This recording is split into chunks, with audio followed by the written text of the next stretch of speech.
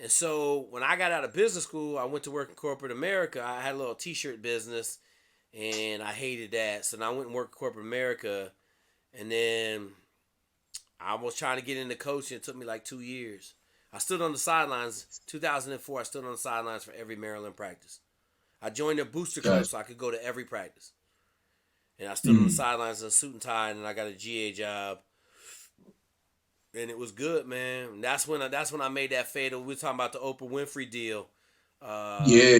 Yeah, dog. That was that. Like, So tell them about that. So there was an opportunity to work on the Oprah Winfrey Network. You had an opportunity. So can you talk about that a little bit? Like what the motive, what the thought process was in turning that down at that time? So because that's a crazy opportunity. Most people would hear that and say like, man, that's nuts. Even having it, let alone turning it down. Stupid. Like easily the worst decision I've ever made in my life. Easily. Okay. Yeah. So I got the GA job at Maryland. I told you I've been working to get that job for a whole year. Mm-hmm. So January 2005, Ralph Regents gave me the wonderful opportunity to be a GA for $7,000. Okay. Gotcha. $7,000 a year. I'm leaving $200,000 a year in corporate America. Okay. Mm. But I'm good. I save my money. This is what I want to do. I ain't worried about it. So yeah, bro. I get to Maryland. This all happened in the first 2 weeks. So I get to Maryland 05. I get a phone call from one of my dudes, John. Okay. John says, "Hey man, Oprah's looking for a minority special forces guy with an educational background." I had done 6 months with Detroit Public Schools in this MAP project at Michigan. Okay. He said, "I gave her your resume already. She loves you." So I was like, "Okay, what's the deal?" He's like, $2,700 a day. You're gonna go down to South Africa and be the man, clean up her school down in South Africa. It's crazy, man. It's crazy. $2,700 a day. Huh? Now, back then, I didn't understand how important mentorship was. I knew. But I didn't have a handle on it, right? Because I didn't understand the how, Mike. I didn't understand the how. Yeah. So for 24 hours, I thought about it. This is what I came to. Damn, they trying to take me away from my goals. No, I got to turn it down. Right? But 6-7 years ago, I read this book by John Elliott called Overachievement. Always take the best opportunity. It may lead you back to your goals a lot faster than you could ever imagine. That's right. And I think about it this way. If I had taken a job with Oprah, went and did 3 years down in South Africa, banked, $2 million, because South African cost of living is zero. Okay. Took my wife with me, whatever, did what we did. And then asked Oprah, I want to get into coaching. Now you got Oprah Winfrey calling NFL teams saying, "Hey, you got to hire my dude." Right? She's like, "Oh, they don't want to hire you. You know what? I'm going to buy half of the Bears. You can go coach at the Bears." Okay? But you don't realize that. Or she says, "Hey, man, I want you to come up here and run this for me. I'm going to pay you. I was paying you this, but now I'm going to pay you $10,000 a day. I want you to come up here and run this stuff up here." And it's not about the money. It's about the opportunity. Right? Yeah, missed opportunity, right. So I can't tell you where I'd be right now if I had taken that job. Facts. Okay. Facts. But I know this, I wouldn't be out of coaching right now because I'd have been set up for life. But no doubt. That's that uneducated, not understanding kind of perspective of why I'm doing so much now to help those below me so that they understand, how to continually grow. Yeah. Yeah. So Jake, this is a perfect segue into the next set of questions I'm going to ask, man, and we'll close it up. And I want to give you an opportunity to also share what you got going on right now, outside of obviously the military, outside of coaching now, but what you got going on. You talked about it briefly earlier, but I'm going to reel off some questions in this, rapid fire, man. I'm going to reel off some questions for you. That I think the guests would appreciate, man, and we're gonna jump right into it. So the first one is, if you could give one piece of advice to your 20-year-old self, what would it be? understand mentorship, right? Like, so 3, 5 have a mentor at 5 years ahead of you, 10 years ahead of you, and 20 years ahead of you. Take mentorship from people that have been where you want to go. And, I slide a second one in there. Make sure you totally understand Richard Kiyosaki, Rich Dad Poor Dad. Yes, that's major. That's major. That's Yep. that's a gem. That's a gem. So the second question is, what was your greatest lesson in becoming a Navy SEAL? What's the greatest lesson you learned in becoming a Navy SEAL? Man. Probably the only thing I can really say is I'll die before I quit, because I passed out in the swimming pool and I still managed to pass, even though I Yeah. passed out. But Mm. the one thing that place is going to do is it's going to expose your demons, and Yep. so it's going to expose something that you're not very good at, and Yep. you got to either overcome it or get kicked out. So, I just the SEALs, like, the SEALs did not mold me that much. I was a Navy SEAL in third grade. Mm. Okay, like that. I was like, by sixth grade, I was already a Navy SEAL, Green Beret, Army Ranger. So, like, when I got there, it wasn't like some huge transformation in my life, of my person, of any of my skills. I learned to shoot better, but like my woodsman skills, all my mission planning, all that other stuff, dude, I've been doing that since I was in second grade, man. So it wasn't as transformational as a lot of people think it would be.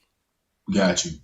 Okay, all right. So that's interesting. So next one. So this one is definitely gonna require you to think some. So you could have dinner with any three people that are alive. Who would they be and why? Oh, they gotta be alive? No, I want them to be dead. No, No, dead or alive. no, I'm about to say they got to be dead. Cause I'm sitting down with Okay. Alexander the Great, Okay. Xerxes, and Genghis Khan. Okay. Mongolian Empire. Yeah. I'm sitting Okay. down with them three crews, that three crew right there. That's an interesting bunch. So expound on that. Tell us who Alexander the Great. I mean, shoot, I call it like I see it. Attila the Hun has 36 million direct descendants right now. It's crazy. 1 in 4 people in Asia are of Hun descent. My Yeah. man conquered 3/4 of the known world, or 2/3 of the known world. Yeah. Alexander the Great conquered the whole Mesopotamia. Okay, Yep. Xerxes was rolling around with an army 1 million strong, right? And Yeah. I just threw Yeah. Xerxes in here because he's in that Persian Empire, and the Persian Empire was rolling, Yep. right? Um, but yeah, like, the big one would be Attila the Hun, man. Let me go ride with Attila for a couple months and just see how savage I really am. You know what I mean? Yeah. I love it, man. I love it. I love it. I love it. Okay. All right. That's good stuff. What's your favorite quote? Probably endure hardness as a good soldier. Mm. Philippians 2:3, I Ooh. think. But Shit. is that right? As a good soldier. Yeah, That's endure hardness as a good soldier, bro. Like, I think that's tied. there's a lot of times in life when stuff gets real hard, man, and you gotta persevere and endure. Absolutely. Absolutely, man. Rule. All right, so this is a an either or question. If you could have $10 million today, or get back 10 years of your life, so get back 10 years of your life. I know you touching 50. Get back 10 years of your life, knowing everything you know today. Which would you choose? Either 10 million today, right now, or get back 10 years of your life with the experience that you've been able to gain. Which one would you choose and why? So if you told me 15 years, right? Actually, 16 years would put me back to '05. I would take 15 years, but 10 years ain't good enough for me. Gotcha. You're taking the 10 mil. I feel you. Yeah, like, I give I me 10 got you. mil right now. Like, I mean, that ain't 10 mil is what it is, right? Like, I'm not hurting for cash right now, but like, I Yeah. just know, like, in the last 10 years, there ain't been no monumental shit going on other than in my family. And I'm not willing to give my Got, family up, right? Like, my 3 kids, I'm not willing to give them up unless I go back to 2015 and go work for Oprah. got you. Got you. Okay. And, That's and, and to big. be honest with you, I probably wouldn't do that either, because I'm not taking a chance of not getting them 3 kids or my I great love it, wife, man. right? Like, I I'm not love it. taking that I love it. chance. Yep. I love it, man. That's it. That's real. That's real, man. Um, so answer this for me. In 5 years, Jake Zweig will be crushing life like he doing right now today, right? Like, I Facts. can't tell you where I'm gonna be. I know 5 years from now, my kids will be 5 years better. You know, I'm gonna Yep. raise three savages in life. That's my whole focus at this point right now. I I've love got it, a man. lot of other stuff on the wood stove heating up. You know, some Yeah. stuff could hit, some stuff could miss, but I'm gonna Yeah. be just fine. You know, and my three kids are gonna be growing. I'm still gonna be married by the grace of God. Hopefully, I'll still be alive. Yeah. Facts. But I tell everybody, man, there's a big transformation that happens between 45 and 50. Okay, you go from Mm-hmm. hunting for shit, like always being a hunter, to becoming a wise man, and it happens real quick, man. It happens in a year or two. Okay, Mm-hmm. where you go from being a provider to being a wise man, right? And I feel like Right. at this point, I'm still hunting and hungry, but as much as I say that, I also know I made a transformation to the wise man. So like I Gotcha. may not, you know what I'm saying? I may not ever hit the senator job or any of that. Yep. But as far as I'm concerned, the only job I really got right now is to raise my kids to the best of my ability to make them the best that they're capable of becoming. And so I say that because at 50, like I turned 50 in a couple months, like it's just different, man. Like I'm telling all my young dudes. So in the last year, when I made this kind of transformation from the producer to the wise man, I'm telling everybody the same thing. Listen, man, you need to murder life from 20 to 45 years old. Mm-hmm. Murder it.